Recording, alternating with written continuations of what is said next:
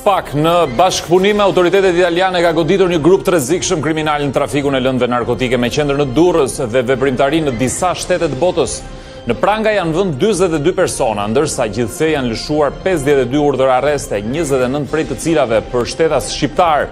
Drejtuesit e grupit janë ende në kërkim, ndërsa të përfshirë rezultojnë policë dhe avokat. Mirëmbrëma, ky është ditari qendror në A2-sien, ndër të tjera do të gjeni. Sali Berisha akuzoi postën DHL dhe atë shqiptare për humbjen e thellë më 11 maj. Lideri i opozitës tha se posta u vunën urdhrat e Ramës duke shkelur kontratën me KQZ-n. Krahas letras së dërguar Shteteve të Bashkuara të Amerikës, Berisha njoftoi se raportet ngjashme do t'u dërgohen të gjitha qeverive të huaja për t'i bindur që zgjedhjet u vodhën. Punoni fort, mos u fokusoni tek datat. Kjo është këshilla që Gjermania jep Shqipërisë në prag të konferencës radhës ndërqeveritare me Bashkimin Evropian që mbahet e njëjtën. Zëvendës ambasadori i Gjermanisë në Tiranë thotë se duhet më shumë angazhim për realizimin e reformave. Kriza politike vijon Kosovë, partitë nuk kanë gjetur gjuhën për konstituimin e kuvendit tashmë kur kanë kaluar 100 ditë që nga mbajtja e zgjedhjeve. Seanca e 19 nuk solli asnjë risi me partitë që apelojnë njëra tjetrën për reflektim.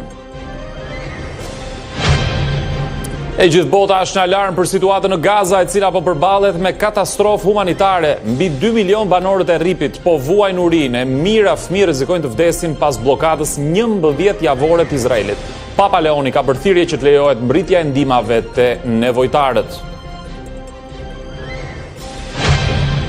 Pasi Trump refuzoi të vendoste sanksione të reja ndaj Rusisë për t'i lënë vend diplomacisë, Zelenski kërkon ndihmën e Bashkimit Evropian.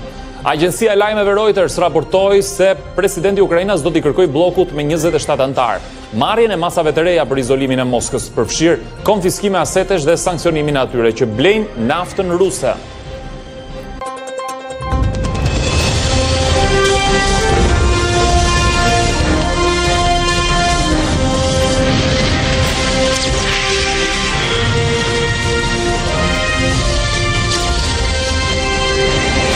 Dhe zotëri, mirë se vini në ditarin qendror në A2-sien, unë jam Krist Martiro dhe ne informojmë bashkë në minutat në vijim. Një mega operacion në Shqipëri dhe Itali çojnë arrestimin e 42 personave dhe 10 të tjerë janë shpallur në kërkim. SPAK dhe antimafia italiane thanë se goditën grupin më të fuqishëm shqiptar në trafikun ndërkombëtar të drogës nga Amerika Latine drejt Italisë edhe vendeve të tjera të Bashkimit Evropian. Hetimet e nisura nga përgjimet e Sky ECC bën që të sekuestrohen 4.5 milion euro dhe 7 milion asete. Një nga organizatorët e trafikut është biznesmeni dursak Elvis Doçi, njohur edhe si Visi i Pojës, arrestimi të cilit nuk u arrit as në këtë operacion. Goditet një nga grupet më të fuqishme kriminale me bazë në Durrës, sipas SPAK, që operonte në trafikun ndërkombëtar të drograve të forta dhe pastrimit të parave në Shqipëri. Mega operacioni i shtrirë në disa qytete të vendit u zhvillua nga struktura e posaçme dhe antimafia italiane, hetime që kanë nisur 5 vite më parë. Në krye të kësaj organizate qëndronte një figurë e lakuar mes botës e errët dhe biznesit, Elvis Doçi, i njohur në Durrës edhe me nofkën Visi i Pojës. Në kërkim prej kohësh, edhe një vit më parë me urdhër të SPAK, në banesën e tij u kryen kontrolle dhe u sekuestruan 3 milion euro pasuri, por arrestimi i tij nuk u bë i mundur nga policia as atëherë dhe as në këtë operacion, duke u shpallur sërish në kërkim ndërkombëtar. Sipas burimeve, një tjetër organizator grupi është edhe Adi Çoba, i njohur në dosjen italiane me nofkën Bisha. Në total janë lëshuar 52 urdhër arreste, 29 prej të cilëve shqiptar. U ekzekutuan 42 prej tyre dhe 10 persona vijojnë të jenë arrati, mes tyre organizatorët e trafikut. Prokurori i Barit, Roberto Rossi, duke komentuar operacionin, foli me termin mafia shqiptare. La mafia albanese purtroppo sappiamo. Për fat keq, mafia shqiptare e dim është një forcë ndërkombëtare shumë e madhe. Ma siamo certi che il popolo albanese. Por jemi të sigurt që populli shqiptar, la sua procura e attraverso me anë të prokurorisë dhe gjyqtarëve shqiptar, sarà capace di estirpare questo cancro. Do të jetë në gjendje ta luftojë këtë tumor, kancer. ndërsa kreu i SPAK Altin Dumani u tregua më i kujdesshëm, duke përmendur vetëm krimin e organizuar. Është arritur të jepet një goditje e rëndësishme një prej grupeve kriminale më të fuqishme në Shqipëri, për të cilin ka dyshime të forta se ishte i përfshirë në trafikun ndërkombëtar të drogave të fortave dhe në pastrimin e parave. Në kuadër të operacionit të koduar Ura, u lëshuan masa arresti edhe për 2 punonjës policie, Orgest Molla dhe Altin Morina, mase dytë për këtë të fundit, pasi është arrestuar pak muaj më parë, si dhe për avokatin Armand Tragaj, pronar mediash lokale, si dhe zyrtar të tjerë. Rolet e secilit prej tyre u tha në një konferencë për mediat nga prokurori i çështjes, Vladimir Mara. Sa i përket rolit të punës dhe policisë të shtetit, njëri prej tyre ka qenë i përfshirë si pjesë e grupit strukturuar kriminal, ndërsa punonjësi tjetër ka të bëjë me një episod të korrupsionit. Incluso in un episodio di corruzione, avvocati, abuso d'ufficio. Per quanto riguarda l'avvocato, 4 episodi të ushtrimit të ndikimit paligjshëm, 4 episodi tek zyrtar të di abuso d'ufficio, duke përfshirë edhe zyrtar të drejtësisë. Në total, autoritetet kanë arritur të dokumentojnë 40 episode të trafikimit të kokainës dhe heroinës nga vendet e origjinës, kryesisht drejt Italisë, por edhe vendeve të tjera të BE-s. Lënda narkotike e kokain nise nga Ekuadori drejt portit të Rotterdamit në Holand dhe më pas në barit të Italisë. Nga aty shpërndahej në qytete të tjera të Italisë dhe shteteve të BE-s. Droga e presuar kishte logo të ndryshme, përfshirë ato të Audit, Paris dhe Leon. Ndërkohë paratë e siguruara nga shitja e drogës silleshin në Shqipëri nëpërmjet linjave të autobusëve, nga bari dhe jo vetëm. Gjatë hetimeve janë sekuestruar 4.5 milion euro cash, si dhe 7 milion euro asete. Në kuadër të operacionit, SPAK dhe antimafia italiane sekuestrua në Durrës 3 restorante, një bar kafe, 6 shoqëri tregtare, një televizion kablor në Vlorë, të biznesmenit Nexmedin Danaj. Nën sekuestro janë vendosur edhe shoqëri dhe kompani të Ervin Zeqirit, Adi Çobës, Eugene Drazhit, Elvis Doçit, si dhe një kompani tregtare për shitblerje e makinash, e Olgert Shqevin. Për prokurorët e çështjes, një provë fort kanë qenë edhe përgjimet në aplikacionin Sky ETS, ku kodet dhe pseudonimet që përdornin antarët e organizatës ishin të ndryshme, si Gjyshja, Bisha, Seriali, Ishëndoshi dhe Nuro. Ndërkohë në Itali, 3 antarë të kësaj organizate kriminale janë kthyer në bashkëpunëtor të drejtësisë, duke dhënë një ndihmesë të madhe në hetime. Pikërisht për këtë çështje kam në Koreale tani në një komunikim të drejtë për drejtë ekspertin e sigurisë Ergys Muzha, që të flasim pak për masat. Ergys, mirëmbrëma, mirë se vjen në ditarin e A2 CNN, një mega operacion i cilësuar edhe nga prokuroria e posaçme. Si ta kuptojmë mirë nga përmasat, sa i madh është? Unë shikoj shumë relative këtë çështje. Nga njëra anë, po me të vërtetë është një operacion kompleks, është një operacion që ka një numër të madh të mandateve të arrestit të lëshuara, edhe pse nuk janë zbatuar dot të gjitha, edhe është një problem që nuk zbatohen dot të gjitha. Nga ana tjetër ka edhe një sasi të madhe të parave të sata të sekuestruara, po ashtu edhe asete të tjera, siç u përmend edhe televizioni privat apo asete të tjera. Nga ana tjetër kemi dhe një bashkëpunim të mirë, të frytshëm edhe efektiv, edhe efikas midis strukturave të ruajtjes ligjit dhe të hetimit në Shqipëri me ekuivalentet e tyre në Itali. Edhe kjo është një gjë mirë që tregon që strukturat shtetërore që duhet funksionojnë kundër krimit arrin ta gjejnë harmoninë e duhur, arrin ta gjejnë terrenin e duhur, sinkronin e duhur për të goditur krimin dhe për ta goditur atë në nivele mira të kënaqshme. Ky është njëri këndvështrim. Këndvështrimi tjetër, ai që më sëmbon dhe më vret mua më tepër, është që një lëvizje e tillë, sado e mirë që të jetë nga ana teknike, sado domethënëse që të jetë nga ana teknike, nuk arrin dot që të kaloj atë që sipas me është thelbi i problematikave që ne kemi në Shqipëri, që është kriminalizimi i politikës apo politizimi i krimit, pa një simbioze pandashme midis tyre dyve në rastin e partisë në pushtet. Dhe kam thënë dhe në dalje të tjera të mia publike dhe shëndrimi i palëkundur që SPAK-u nuk duhet na bëj përjetojmë sikur jemi në një situatë thjesht teknike dhe ai aty po godet fort. Ne nuk jemi në një situatë teknike normale. Ne jemi në situatë anormale ku krimi dhe pushteti ndërthuren me njëri tjetrin në atë mas, saqë kemi mandatin e 4 është këtu. Dhe një goditje e tillë bie në peshën e saj specifike para këtij realiteti. SPAK-u duhet kishte bërë ndërhyrje fuqishme dhe domethënëse në krimin elektoral, në politikanët e korruptuar.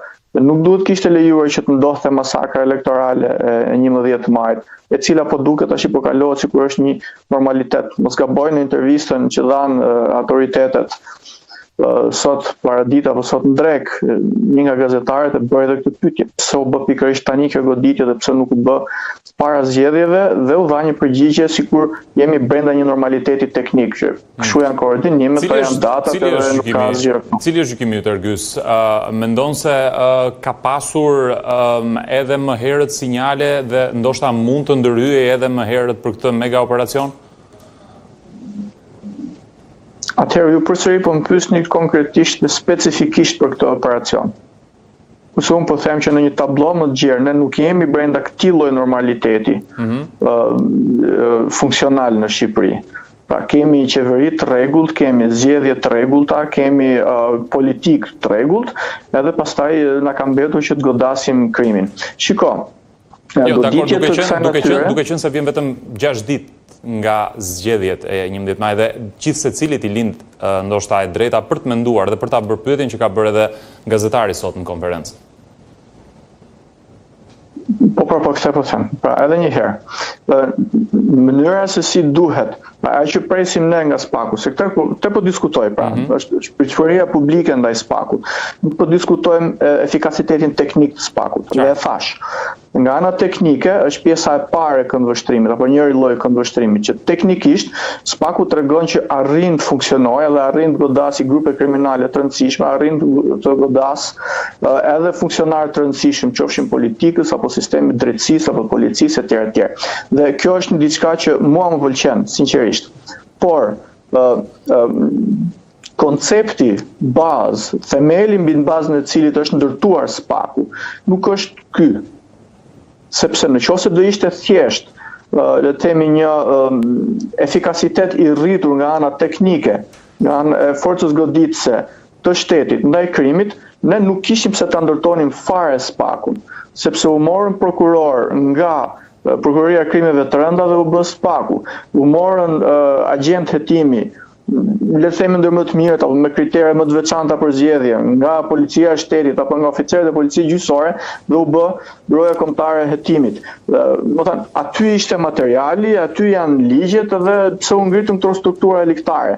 Këto struktura eliktare janë ngritur jo thjesht për të realizuar një element teknik, edhe pse ai është i dobishëm dhe i vlefshëm, që është rritja e fortë e fuqisë goditëse të shtetit nga krimit. Po elementi më i rëndësishëm do të ishte shkëputja e politikës dhe e zaptimit të pushtetit nga krimi. Dhe në sa lehtë është kjo në kushtet ku jemi? Gjëri tashti në kushtet që jemi është e pamundur. 11 maj ishte prova ultimative e kësaj, pra përfundimtare e kësaj. Nuk u godit asnjë nga kandidatët i cili u përfol, madje u akuzua edhe nga SPAK-u që po bashkëpunonte me krimin e organizuar. Krerët, disa nga krerët e opozitës vazhduan të jenë të burgosur si Ilir Meta, apo u liruan shumë vonë nga arresti i shtëpisë si Sali Berisha, apo vazhdonin të ishin në presionin e çështjeve gjyqësore, ndërkohë që kryeministri i vendit arriti të drejtojë një fushat as pak politike, pra vetëm politik nuk ishte ballafaqimi i 11 majit. Dhe në këtë moment është e padiskutueshme që struktura si SPAK-u duhet ta tregonin qartazi pozicionin e tyre.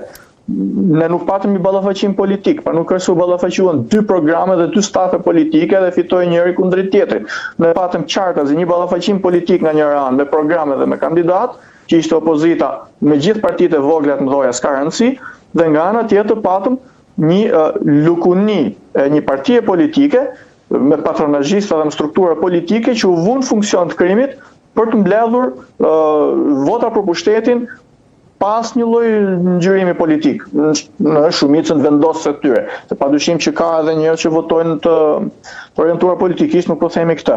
Ne po themi, vota që u vëdh, vota që u ble, presioni që u shtrua, bashkëpunimi me krimin organizuar, të gjitha këto ndodhen në vitin 2025, 5 vjet pas formimit dhe vënies në funksion të SPAK-ut bashkë me BKH-n.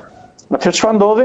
Ndodhi që për 5 vjet nuk e arritën këto të ndërhyjnë në këtë pikë kaq të rëndësishme, nuk e arritën këto që të ndërhyjnë në baraspeshimin, le të themi, të gjithë faktorëve politik në garën e tyre politike. Pra nuk ndodhi dot garë politike dhe u mor pushteti a priori në bashkëpunime me grupet kriminale. Tash SPAK-u le ta vërtetoj këtë sa doj.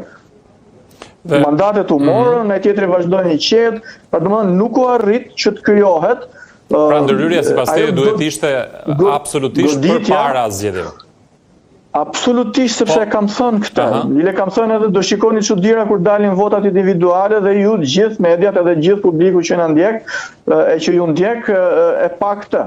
Pra dolën njerëz të panjohur me një sasi jashtëzakonisht shumë të madhe votash, ku përflitesh qartë dhe akuzoheshin qartë nga ana e eksponentëve politik dhe madje dhe nga vetë strukturat ligjëruese që kishte bashkëpunim me krimin organizuar dhe kjo nuk ndikoi fare në zgjedhjet e 25 majit, e tash ti çrëndësi ka.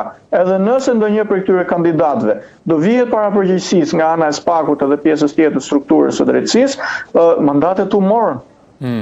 Ergjys, po gjithsesi vjen ai radhës edhe thot këtu ishim.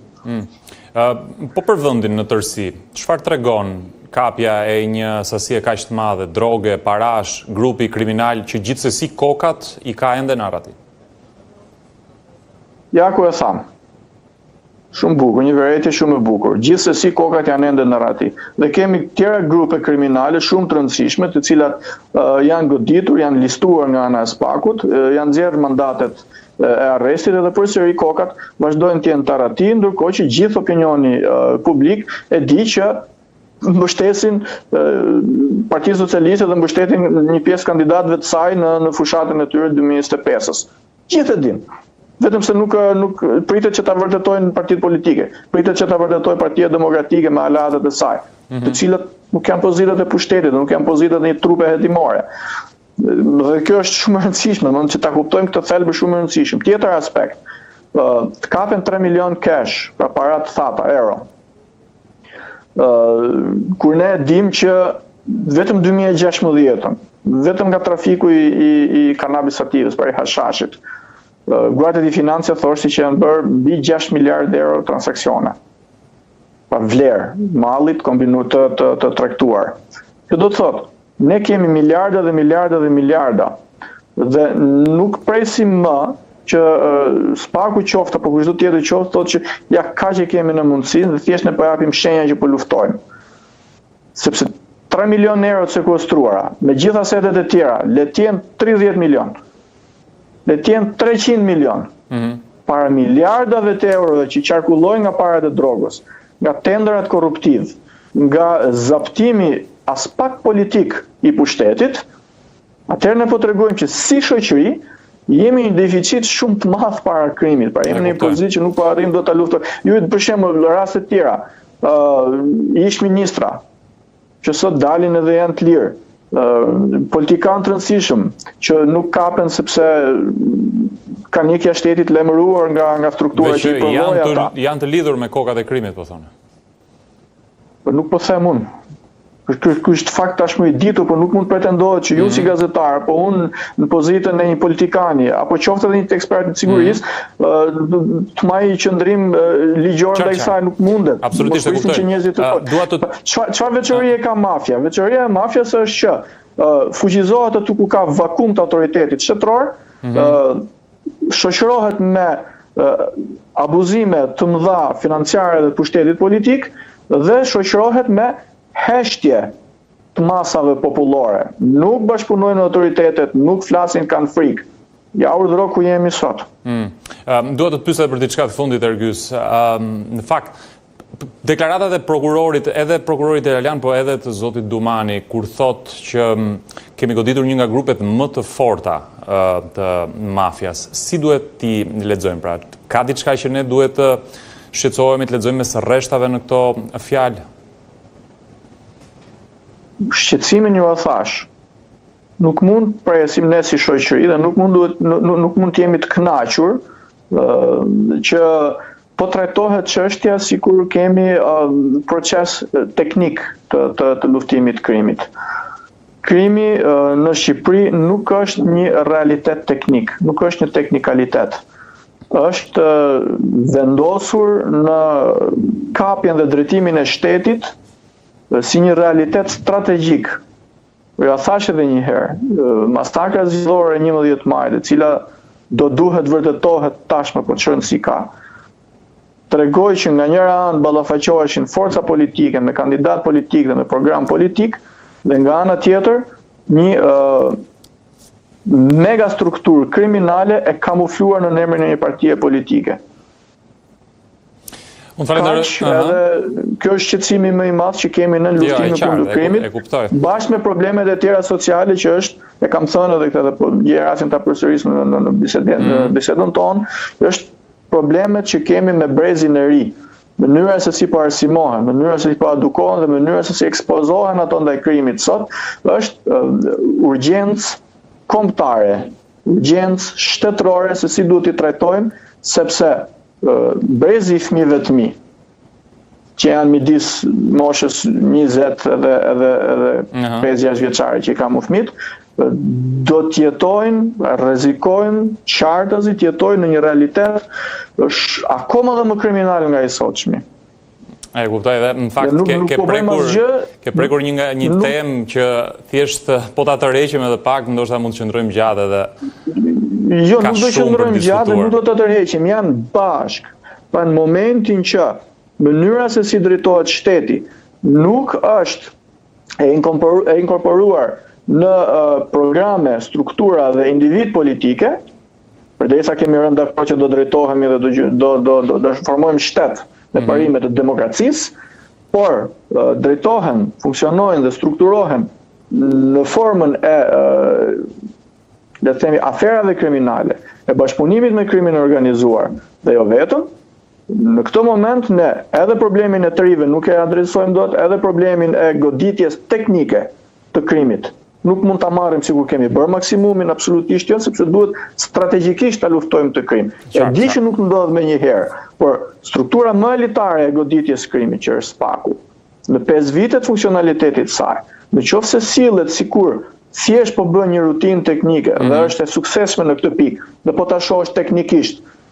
Mund t'ja njohim këtë pjesë të suksesit, po të shohim këtë divergjencë parimore që unë përmenda, një, dhe po të shohim për masën shumë të madhe të parave dhe të mënyrë strukturimit të krimit organizuar, dy, i bie që është akoma shumë larg asaj që ka nevojë me të vërtetë shoqëria dhe shteti shqiptar, dhe po the Shqipëria, ke pasur parasysh gjithë kombin shqiptar, se nuk jemi në pozita të mira që t'i ndihmojmë edhe pjesës tjetër të kombit ton me stabilitet dhe qëndrueshmëri.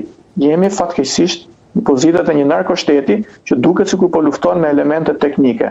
Nuk fitohet me elemente teknike, fitohet me thelbin, i cili është kapja e shtetit nga krimi dhe jo nga politika. Ergjys, falenderojmë shumë për komentin dhe analizën tënde. Ishte e rëndësishme të të kishim sot në ditar. Shkënaqësi, ju përshëndes. Mirë, ne do të ecim me informacionet. Një sasi lëndë eksplozivi ka alarmuar policinë e Durrësit, e cila konstatoi mbrëmjen e spremtes në vendin e quajtur si Veliera. Minjëherë pas konstatimit të shkryuar perimetri sigurisë dhe policia në bashkëpunim me forcat gjeniere, ka nisur hetimet për zbardhjen e këtij rasti pa precedent. Pothuajse përgjatë gjithë natës policia ka mbajtur të bllokuar zonën ku u gjet lënda shpërthyese, ndërsa në orët e para të mëngjesit të smërkurës u realizua edhe shpërthimi i kontrolluar i sasisë së eksplozivit. Në lidhje me këtë rast, policia e Durrësit ende nuk ka një njoftim zyrtar, ndërkohë që janë ende edhe të paqarta motivet dhe mënyra se si u zbulua lënda shpërthyese. Grupi hetimor po verifikon kamerat e sigurisë në zonë dhe po ekzaminon të gjitha provat e marra në vendngjarje.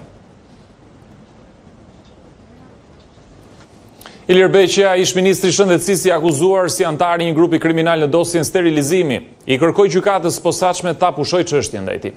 Beqia pretendoi se nuk ishte komunikuar akuza dhe se vendimi paraprak ndaj tij kishte dhëna të rreme. Ish ministri kërkoi gjykim të zakonshëm, ndërsa të pandeurit e tjerë kërkuan gjykim të shkurtuar dhe veçim të çështjes.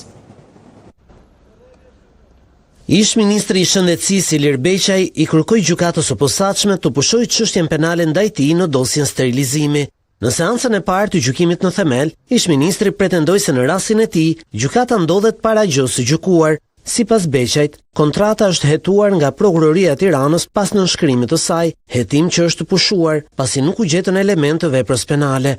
Duke ju referuar rikualifikimit të akuzës ndaj tij nga ajo e shpërdorimit të detyrës gjatë hetimit, në atë të vjedhje duke shpërdoruar detyrën në kuadër të grupit të strukturuar kriminal në shqyrtimin paraprak, ish ministri tha se akuza e re nuk ishte komunikuar asnjëherë zyrtarisht.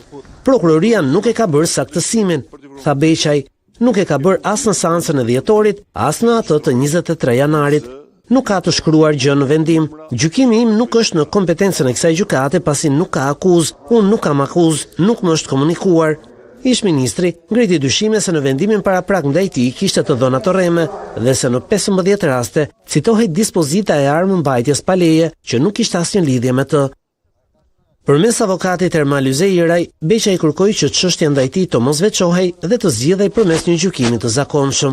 Ndryshe vlerësuan të bashkëmandehurit e çështjes, të cilët i qëndruan kërkesës për gjykim të shkurtuar dhe veçim të dosjes. Ish zëvendës ministri i shëndetësisë Klodian Rjepaj tha se çështja ndaj tyre ishte e paragjykuar dhe e debatuar në mënyrë folklorike, mediatike dhe politike, por asnjëherë nuk ishte debatuar shkencërisht. Mëtej Rjepaj kërkoi edhe lirim nga qelia përmes lehtësimit të masës arrest në burg, në të cilën qëndron prej gushtit 2023.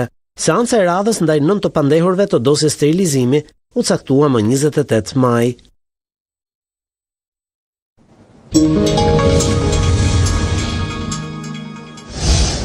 Sali Berisha akuzoi këtë të mërkur postën DHL dhe postën shqiptare për rezultatin e 11 majit që mori koalicioni drejtuar prej tij. Në një konferencë për mediat, lideri opozitar pohoi se DHL dhe posta shqiptare u vunë në urdhrat e Ramës duke shkelur kontratën me Komisionin Qendror të Zgjedhjeve. Demokratët vijojnë të mos shikojnë nga vetja, por kanë gjetur një fajtor të ri për humbjen e Aleancës për Shqipërinë Madhështore në 11 maj. Sali Berisha shkarkoi përgjegjësitë për rezultatin te shërbimi postal ndërkombëtar DHL, që shpërndau zarfat me fletët e votimit në të gjithë botën, të cilin e akuzon se ish bindur urdhrave të kryeministit Rama. DHL-ja me urdhër të qeverisë ka shkel kontratën dhe ka kontraktuar nën kontraktor të tjerë të cilët kanë bashkëpunuar ngushtë me Partinë Socialiste. Ndonse kontrata parashikonte asnjë lloj nën kontraktimin nuk mund të bëhej. Edhe posta shqiptare, sipas kryet të Partisë Demokratike, është përfshirë në atë që i quhen farsë elektorale. Dora e zezë e postës shqiptare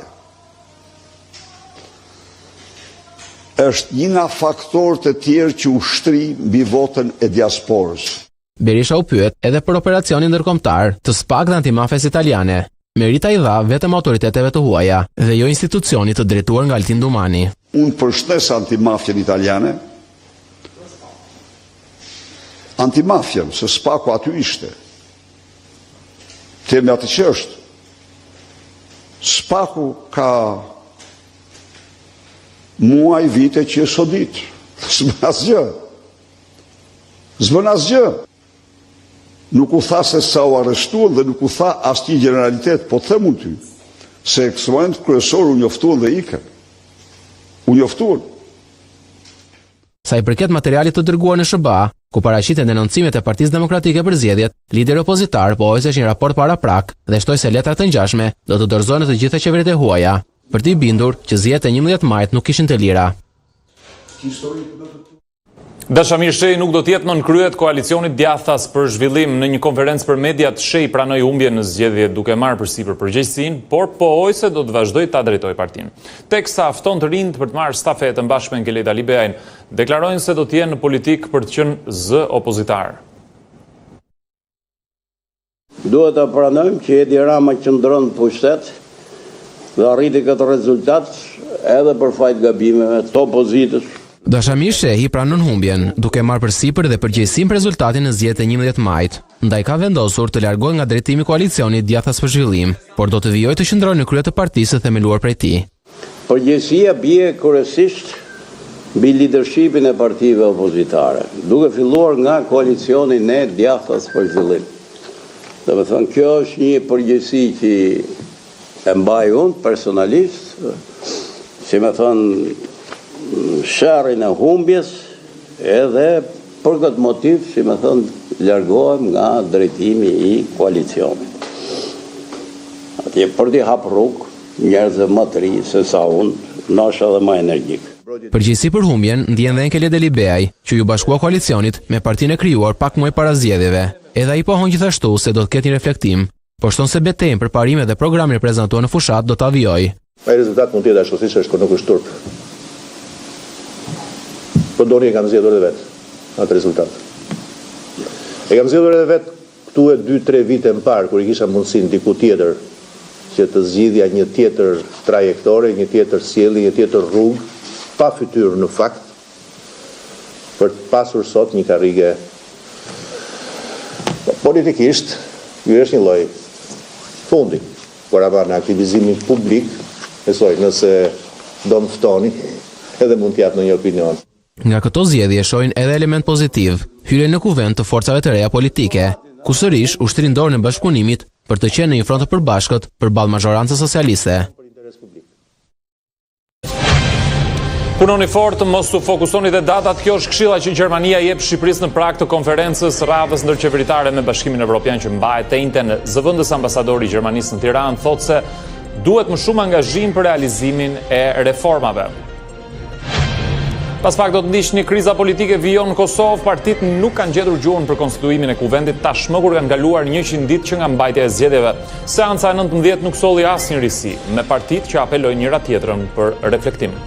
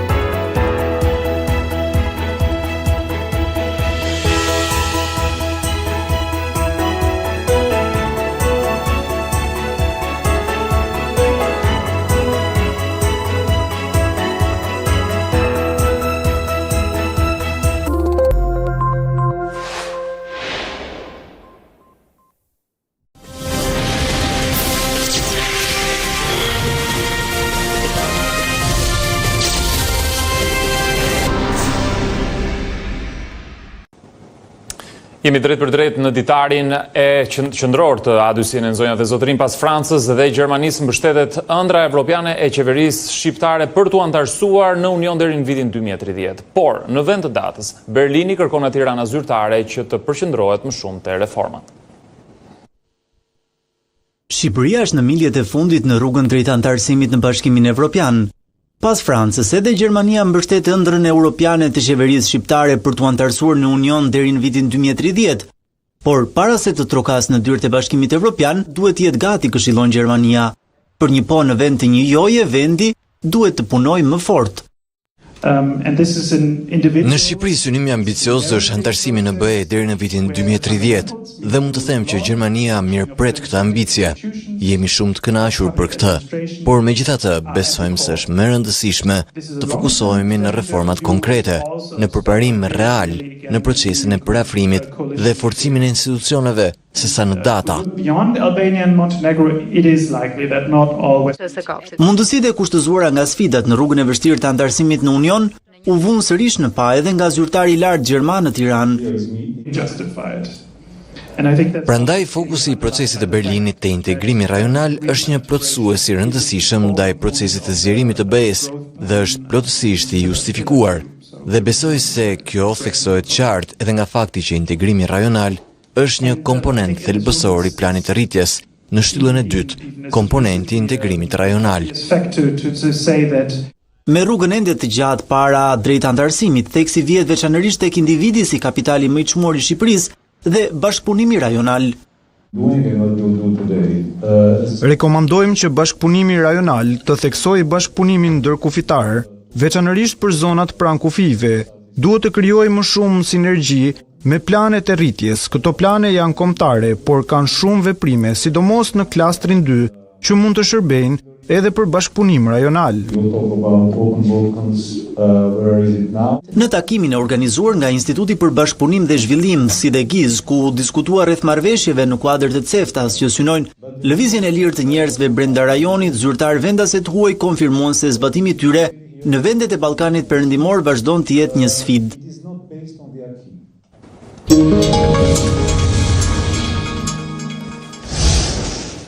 Gjirokastra, një nga destinacionet më të preferuara për turistët e huaj, rrezikon turizmin e qëndrueshëm.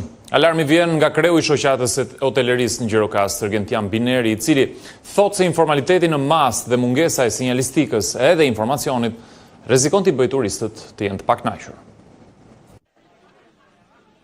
Sezoni turistik tashmë ka filluar në qytetin e UNESCO-s Gjirokastër. Në qytet dhe veçanërisht në zonën historike nuk është e vështirë të konstatosh grupet e turistëve. Por tashmë që Gjirokastra është e njohur edhe për të huajt, rrezikon të dëmtojë turizmin e qëndrueshëm për disa faktorë, një prej të cilëve dhe më kryesori informaliteti. Është vërtet e shtuar kjo si problematik, jo për faktin pse janë hapur, sepse është gjë shumë e mirë që të hapen dhe kjo mundësi të jetë për të gjithë, por mos pagesa e tyre ka penalizuar bizneset që paguajnë, sepse është pa diskutim cënuese dhe ofenduese, sepse janë bërë një raport 1:5. Ata që s'paguajnë janë shumë më shumë. Nga ana tjetër mendoj që është dhe një prishje cilësisë së shërbimit, sepse në momentin që nuk paguan asgjë në shtet, ti mban dhe çmime të ulta dhe jep një shërbim atij që mund të cënojë cilësinë dhe namin e marrim të gjithë, nuk e marrin vetëm ata. Mungesa e sinjalistikës në qytet dhe bllokimet e pakuptimta të rrugëve, sipas kreut të shoqatës së hotelerisë në Gjirokastër, rrezikon gjithashtu që t'i bëjë të pakënaqur turistët. Nuk mendoj se është diçka e mirë kjo që ndodh me turistët që lodhen si nga gjetja e rrugëve, si nga sinjalistika e munguar, si nga problematikat e tjera, duke filluar që nga zhurmat, bllokimi i rrugëve të pazarit. Askush nuk e kupton dhe secili shikon interesin e tij, por janë institucionet ato që do të zbatojnë ligjin dhe kaq. Nevoja e personelit dhe në mënyrë të veçantë atij të kualifikuar të shërbimeve në hotele dhe bujtina shikohet si një tjetër sfidë që duhet të përballohet nga njësitë e shërbimit në Gjirokastër, e cila tashmë ka një sezon që shkon më shumë se 7 muaj në vit. Ndërkohë, Bashkia e Pustecit po synon t'i mbajë gjatë turistët që vizitojnë parkun kombëtar të Prespës, përveç natyrës, kulinarisë dhe mikpritjes. Këtë sezon veror, Pusteci për herë të parë do të ketë edhe plazh publik, buzliqenit të Prespës. Pusteci, pjesë e parkut kombëtar të Prespës, për herë të parë këtë sezon veror do të ketë një plazh publik buzliqenit të Prespës. Projekti po zbatohet nga Bashkia, ndërsa kryetari tregon synimet e këtij investimi në fushën e turizmit në këtë zonë. Dhe kjo erdhi si nevojë e shtuar e turistëve, të cilët kohët e fundit kanë filluar që të vizitojnë më shpesh Bashkinë e Pustecit. Dhe ne e menduam, duke bërë një projekt të tillë, do të shtojmë vlerat e kësaj zone edhe Bërja këtij plazhi do të shtojë edhe mundësitë për turistët të kenë mundësi që të rrinë të shtojë ditët e qëndrimit të çdo njeriu që ose çdo turistit i cili viziton Bashkinë e Pustetësit. Siç e shikoni këtu, nuk është thjesht vetëm një plazh publik që do ketë pjesën e rrës ku njerëzit do kenë mundësi që të pushojnë në liçen. E gjitha kjo do kompletohet me banje publike, me dhoma zhveshjesh, me një bar veror prej druri, e gjithashtu si zonë duhet të rrethuar dhe e mirëmbajtur nga ana e bashkisë. Gjithashtu do ketë edhe parkim për ulota. Ndërsa turistët e huaj tashmë kanë nisur të vizitojnë qytetin e vogël buzëliqenit të Prespës dhe përshtypjet janë nga më të mirat. We just came to Prespa because we heard it's so beautiful here. Sapo erdhëm në Prespë, erdhëm nga jugu. Tani po shijojmë pamjen këtu. Është shumë bukur këtu. Njerëzit mikpritës nuk e prisja këtë. Çmimet shumë të favorshme. Everything is nice. Lucas, I'm from Germany, Duisburg. Vi nga Gjermania, është hera e parë që vi në Shqipëri. Natyra këtu është fantastike, parku kombëtar, një magji. Bashkia e Pustetësit është e vetmja bashki në vend që të gjithë territorin e saj e ka zonë të mbrojtur. Ajo përbëhet nga 9 fshatra, 7 për të cilëve lagen nga ujërat e liçenit të Prespës.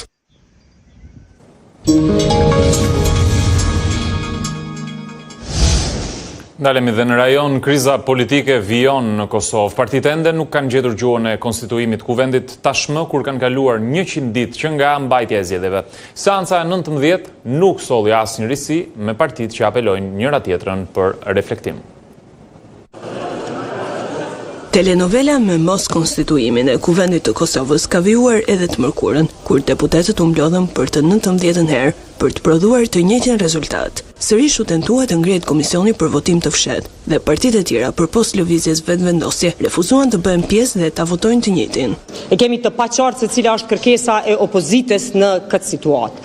Është e qartë se cili është synimi dhe objektivi ynë kur vim secilën herë në kuvend. Vim për të votuar, vim për të konstituu kuvendin. Por në situatën aktuale është tërësisht e paqartë se cila është kërkesa, cili është qëllimi i opozitës. Partia Demokratike ftoi Albin Kurtin që të reflektojë dhe të ndrojë emrin e kandidatit për kryeparlamentar. Realiteti politik në Kosovë është ndryshe, qytetarët kanë folur, është koha të ecim tutje. Faleminderit shumë. Lidhja Demokratike tha se nuk do të votojnë një kandidat me mendësi antikushtetuese, duke vënë theksin sërish te një marrëveshje munguar politike. Nuk mund të bëhet asnjëherë kryetari i kuvendit pa marrëveshje politike, sepse kërkuan 61 deputet që asnjëherë nuk i kanë takuar një partie politike si tërësi. Nëse jo me parti tjera, është dashur të bëhet marrëveshje me partitë minoritare, sepse janë edhe nënkryetaret e tyre. Alianca akuzoi Kurtin se po zvarit qëllimisht krijimin e institucioneve të reja, në mungesë të numrave. Ky është në origjinë mashtrues, po i del mashtrimi, se ka shumicën, edhe po manovron me këto. Ne i kemi jep zgjidhje Kosovës, jo ati, dhe në fundit jo vetvendosjes, duke premtu votën tonë që në ditën e parë, seancën e parë, për kandidat konsensual. Seanca për konstituimin e kuvendit ka nisur në 15 prill, ndërsa do të vazhdojë të premten më 23 maj.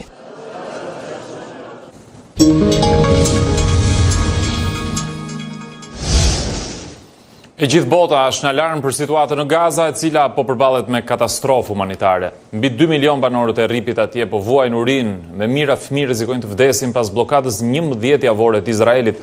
Ky i fundit pretendon se 93 kamion me ushqime kanë hyrë në enklavë, por OKB-ja thotë se ende nuk kanë mbritur te popullsia. Papa Leoni ndërkohë e cilëson situatën tepër shqetësuese. Fëmijët tanë po vdesin çdo ditë. Është thirrja dëshpëruese e një babai në Gaza, ku situata humanitare bëhet gjithmonë më katastrofike. Banorët atje përballen jo vetëm me sulme të intensifikuara të Izraelit, por edhe me urinë ekstreme. Pas një bllokade 11 javore të ndihmave, Izraeli pretendon se ka lejuar hyrjen e 93 kamionëve të martën. Megjithatë, OKB thotë se ndihmat nuk kanë mbërritur ende tek popullsia e vuajtur e Gazës. Siç thuhet, ekipi i OKB-s në enklavën e rrethuar priti për orë me radhë të kishte qasje tek kamionët në pikalimin kufitar për të grumbulluar ndihmat, por se ushtria izraelite ende nuk kishte dhënë lejen. Nga Vatikani, Papa Leoni bëri thirrje për lejimin e ndihmave të mjaftueshme humanitare në Gaza, gjatë audiencës së parë të përgjithshme në sheshin Shëmpjetër. Situata në rripin e Gazës po bëhet gjithmonë më shqetësuese dhe e dhimbshme. Përsëri thirrjen time të ndjerë për të lejuar hyrjen e ndihmave të mjaftueshme humanitare dhe për t'i dhënë fund luftimeve. Çmimi më i lartë po paguhet nga fëmijët, të moshuarit dhe të sëmurët. Siç thuhet, as 100 kamion me ndihma nuk do të bëjnë diferencë të madhe, pasi në Gaza nuk kanë hyrë furnizime për 11 javë. Imazhet e publikuara prej andej tregojnë tregje dhe markete bosh, pa fruta, perime apo mish, dhe më e rëndësishmja është se nuk ka as karburant për të vënë në punë gjeneratorët nëpër spitale, nuk ka ilaçe dhe 25% e ujit të pishëm është i kontaminuar. OKB paralajmëron se 14.000 foshnje mund të vdesin në Gaza gjatë 48 orëve në vazhdim, nëse furnizimet nuk mbërrin në zonat më kritike. Por Michael Kleiner, pjesëtari i partisë Likud të Netanyahut, thot për BBC-n se Izraeli po përpiqet që Hamasi të mos vjedh ndihmat, ndërsa fajson grupin për pengim të paqes, ndërkohë ushtria izraelite vjon pa u ndalur bombardimet ajrore, duke vrarë të paktën 15 persona në orët e fundit, mes të cilëve edhe fëmijë. Pasi Trump refuzoi të vendosë sanksione të reja ndaj Rusisë për t'i lënë vend diplomacisë, Zelenski kërkon ndihmën e Bashkimit Evropian. Agjencia e lajmeve Reuters raporton se presidenti i Ukrainas do t'i kërkojë javën e ardhshme bllokut me 27 antar ndërmarrjen e masave të reja për izolimin e Moskës, përfshirë këtu konfiskime asetesh apo edhe sanksionim të atyre që blejnë naftën ruse. Ukraina do t'i kërkojë Bashkimit Evropian javën e ardhshme ndërmarrjen e masave të reja për të izoluar Moskën, përfshirë konfiskimin e aseteve ruse dhe sanksionimin e disa blerësve të naftës ruse. Lëvizja vjen teksa presidenti amerikan Donald Trump po heziton të shtojë sanksionet ndaj Moskës si mënyrë për të detyruar Putinin të pranojë paqen. Sipas Reuters, Kievi pritet i paraqes 27 antarëve të bllokut një letër prej 40 faqesh për t'i kërkuar të mbajë një qëndrim më agresiv ndaj Ukrainës. Ndër të tjera rekomandon aprovimin e një legjislacioni që do të përshpejtonte konfiskimin e aseteve nga individ të sanksionuar për t'ia dërguar më pas Ukrainës. BE duhet të konsiderojë një varg masash për të mundësuar që sanksionet të zbatohen në mënyrë më të fortë përtej territorit të vet, përfshirë duke shënjestruar kompani që përdorin teknologjitë e veta për të ndihmuar Rusinë. Do të duhej gjithashtu të prezantonte sanksione dytësore ndaj blerësve të naftës ruse. Ato do të preknin vende të tilla si Kina dhe India, dhe do të ishin një hap shumë i rëndësishëm, të cilin Europa kishte hezituar ta ndërmerrte deri më tani. Pas telefonatës së zhvilluar me Putinin të hënën, Trump vendosi të mos shtojë sanksionet ndaj Rusisë, duke prerë shpresat e Kievit dhe aleatëve të tij europian, që kishin lobuar prej javësh për një hap të tillë. Në një bisedë të zhvilluar me Zelenskin dhe liderët e vendeve europiane, Trump tha se për momentin dëshironte t'i linte hapësirë diplomacisë. Ukraina është e shqetësuar se tërheqja e Washingtonit nga konsensusi për sanksione mund të lëkundë dhe aleatët në Europë. Një sulm raketor i Rusisë ndaj një zone stërvitore në qytetin e Sumit në Ukrainë vrau të paktën 6 ushtarak dhe plagosi më shumë se 10 të tjerë, bëri ditur Garda Kombëtare e Ukrainës.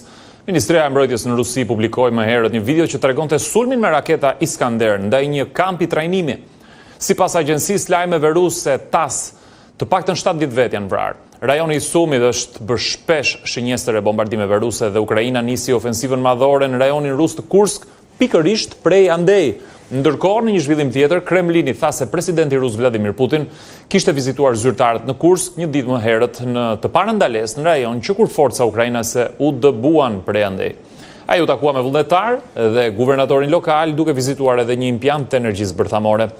Putin tha se situata në Kursk mbetej e vështirë.